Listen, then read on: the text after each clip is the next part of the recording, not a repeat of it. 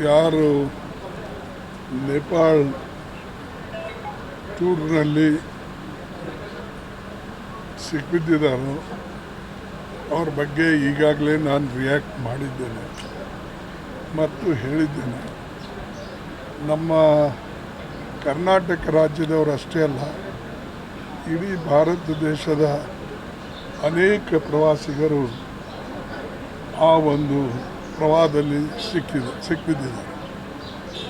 ನೂರಾರು ಜನ ಅದರಲ್ಲಿ ಹರಿದೋಗಿದ್ದಾರೆ, ಕೆಲವು ಜನ ತನ್ನ ಪ್ರಾಣ ಕಳ್ಕೊಂಡಿದ್ದಾರೆ. ಅದಕ್ಕಾಗಿ ನಾನು ನನ್ನ ಹೃತ್ಪೂರ್ವಕವಾದ ಕಂಡೋಲೆನ್ಸ್ ಶ್ರದ್ಧಾಂಜಲಿಯನ್ನು ಅರ್ಪಿಸ್ತೇನೆ. ಮತ್ತು ನಾನು ಪ್ರೈಮ್ ಮಿನಿಸ್ಟರ್ನು ಕೂಡ ಒಂದು ಲೆಟರ್ ಬರಿತಾ ಇದ್ದೇನೆ.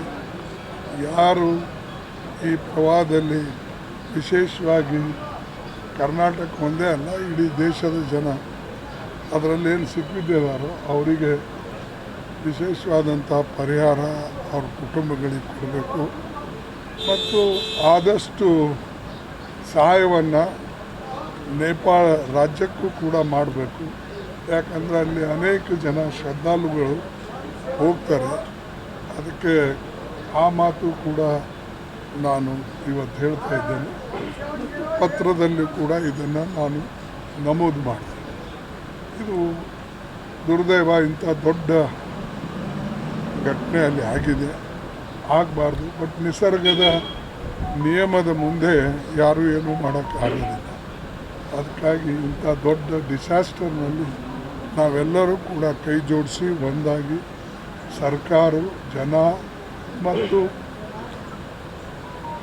ನೇಪಾಳದ ಜನನೂ ಕೂಡ ಸರ್ಕಾರನೂ ಕೂಡ ಒಂದಾಗಿ ಇಂಥ ಸಮಸ್ಯೆಗೆ ಪರಿಹಾರವನ್ನು ಕೊಡಬೇಕು ಅಂತಕ್ಕಂಥದ್ದು ನಾನು ವಿಶೇಷವಾದಂಥ ಮನವಿಯನ್ನು ಕೇಂದ್ರ ಸರ್ಕಾರಕ್ಕೆ ಮಾಡ್ತಾಯಿದ್ದೆ.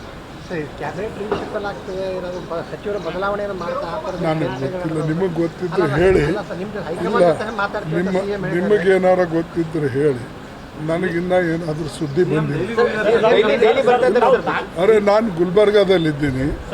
ಏನಾರ ಬರಬೇಕಾದ್ರೆ ಫೈಲ್ ನನ್ನ ಹತ್ರನೇ ಬರಬೇಕಲ್ಲ, ಬೇರೆಯವ್ರ ಹತ್ರ ಅಂತೂ ಹೋಗಲ್ಲ. ಯಾರಿಗೆ ನೀವು ಅಪಾಯಿಂಟ್ ಮಾಡಬೇಕಾದ್ರೆ, ಯಾರಿಗೆ ಮಂತ್ರಿ ಪದವಿಯಲ್ಲಿ ತಗೊಳ್ಬೇಕು ತೆಗಿಬೇಕಂದ್ರೆ ಅದು ನನ್ನ ಹತ್ರ ಬರದೇ ಹೋಗೋದಿಲ್ಲ. ಅದು ಬಂದ ಮೇಲೆ ನಿಮಗೆ ಫೋನ್ ಮಾಡಿ ಹೇಳ್ತೀನಿ.